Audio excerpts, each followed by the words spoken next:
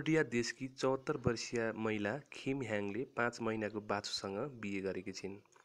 अहिले यो घटना बाहिर आएपछि उक्त महिला र बाछोको तस्बिर इन्टरनेटमा छरपष्टिएको छ।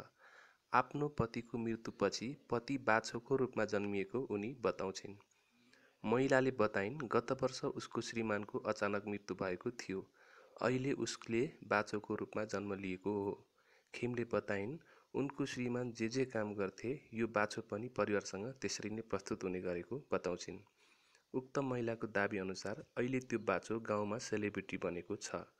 महिलाको दाबी अनुसार घरका सम्पूर्ण सदस्यले पनि विश्वास गरेका छन्।